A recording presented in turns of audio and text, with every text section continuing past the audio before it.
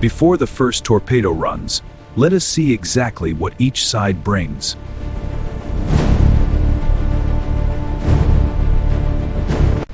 Iran's opening move is exactly what US planners feared most.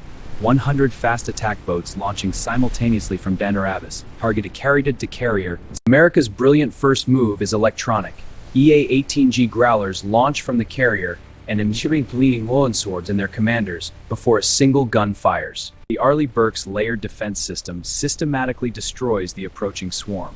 5-inch gun at 24 kilometers. Phalanx CI at 4,500 rounds per minute.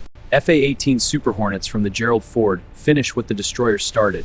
Maverick missiles and sniping runs, eluding Iran's opening swarm strategy in complete failure. Iran's second move is a 50-missile saturation salvo from shore batteries. Aegis performs magnificently, intercepting directly toward US ships at sea-skimming altitude. Iran draws first blood.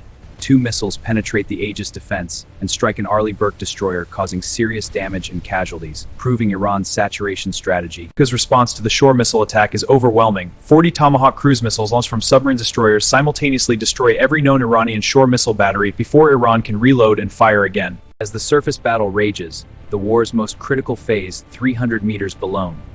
Virginia submarines hunting Iranian kilos, while P-8 Poseidons drop sonobuoy network. The Virginia's advanced spherical array sonar achieves what Iranian submariners feared most, detecting the kilo before the kilo detects the Virginia, giving America the M48 Atacap torpedo runs true.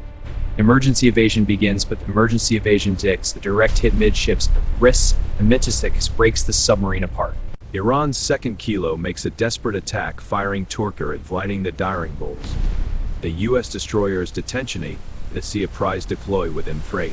The second kilo makes the fatal mistake of revealing its position by firing. The second Virginia repositions instantly, fires a Mach 48 torpedo, and Iran's second kilo joins the first on the bottom of the Persian Gulf. The P-8 Poseidon solves Iran's shallow water submarine problem methodically. Sonobuoy networks and magnetic enamel linkages destroy 5 before the remaining submarines stop moving entirely.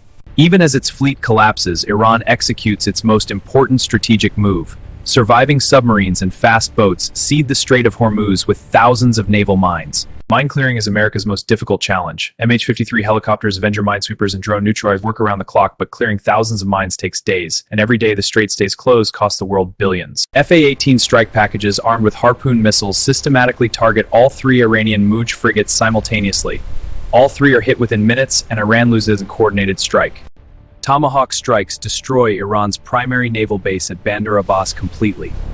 Fast boat pens collapse, submarine facilities burn, fuel depots and Iran's last kilo fires every remaining torpedo in a final desperate salvo. US decoys defeat them all. The Virginia closes in as the kilo's batteries die, completing total underwater defeat. 6 hours in, Iran has lost 80% of its fleet, all frigates, all submarines, all shore batteries, and 80 fast attack boats, while the US has 1 damaged destroyer and 1 hit supply ship, with the carrier still fully operational.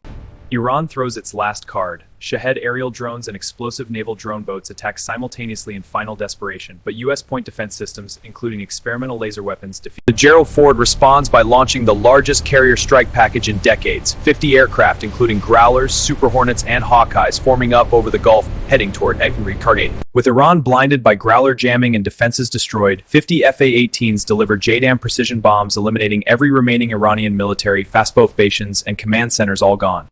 12 hours after the first shot, 95% of Iran's navy is destroyed, but the US paid a real price, losing 1 destroyer, 2 more damage than the carrier hit, proving Iran's asymmetric pain before complete defeat. America won because of an insurmountable technology gap across every category. Aegis radar, Virginia sonar, ED-18G, their aviation recognition, all combined to give the aviation distance below. Iran lasted 12 hours because its asymmetric strategy had genuine merit. Home waters advantage, saturation missiles that broke through Aegis, mines that closed the 3 days after Iran's navy is completely destroyed, the strait remains closed by mines. Oil sits at $200 per barrel. America won the naval war completely, but Iran... The final scorecard tells a complex story. Militarily, it is US 95, Iran 5, a total American victory, but economically, Iran's 70 global crisis.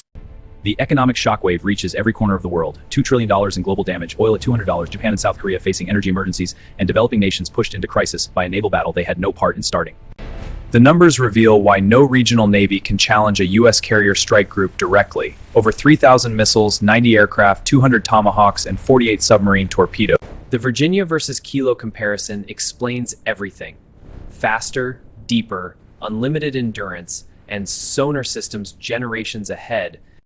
The Aegis system performed magnificently at 90% intercept rate, but the 10% that broke through reveals saturation attack as a genuine Achilles heel, meaning any enemy. After the battle, the diplomatic war begins. UN emergency sessions, ceasefire negotiations, U.S. forces occupying the strait while minesweeping continues, and on day 7 the strait partially reopens as the world slowly recovers from the economic shock. Iran is already learning from this defeat, acquiring improved Kilo 636 submarines, developing hypersonic anti-ship missiles that Aegis cannot intercept, and building AI-guided drone swarms. The U.S. Navy takes 5 critical lessons from this battle. More SM-6 interceptors needed. Mine countermeasures require major upgrading.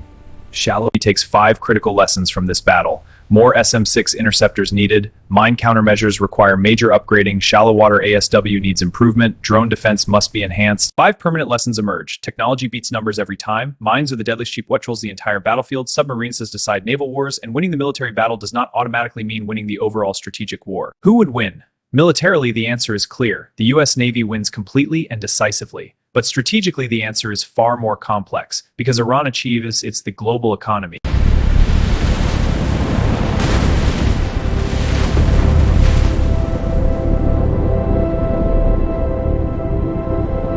The Persian Gulf is the economic lifeline of the entire modern world, with Japan depending on it for 90% of its oil, South Korea 80%, and every major economy on Earth connected to whatever happens in this narrow stretch of water. The U.S. Navy operates 11 carrier strike groups positioned across every ocean simultaneously. The 5th Fleet, headquartered in Bahrain, controls the Persian Gulf. Diego Garcia's completely surround Iran. Iran's greatest military asset is pure geography. 1,800 kilometers of northern coastline, a gulf averaging only 3 kilometers so deep that a third is where shore missiles can reach every single point. History provides the clearest answer. In Operation Pre-US Navy destroyed half of Iran's fleet in a single day, and Iran learned from that humiliation by developing the asymmetric swarm mine and submarine strategy it would use in any future conflict. Operation Praying Mantis proved the pattern that repeats in every scenario.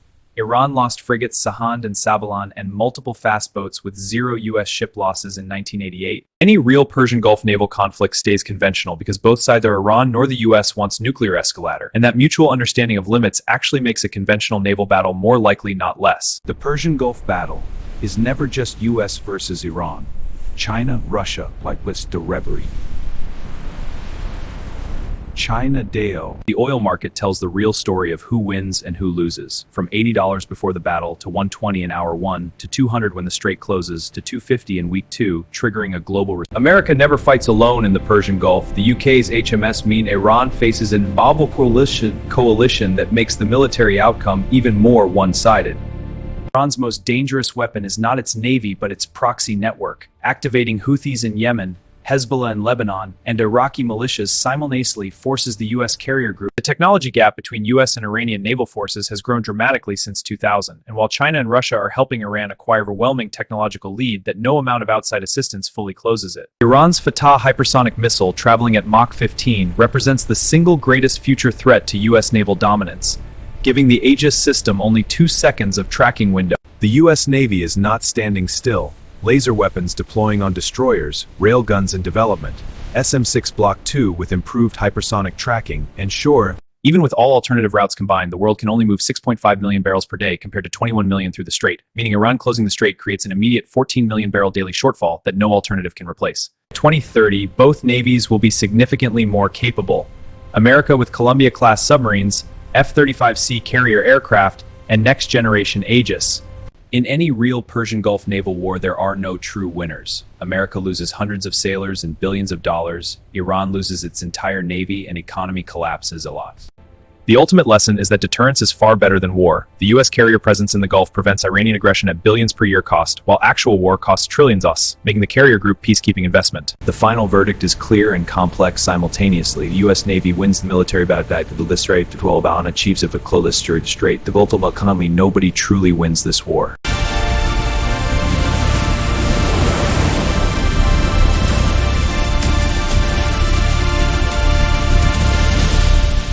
The Persian Gulf is just 33 kilometers wide at its narrowest point, but it connects the entire world economy, powers billions of lives, and whoever controls its everything. Is this battery will be infection for right now.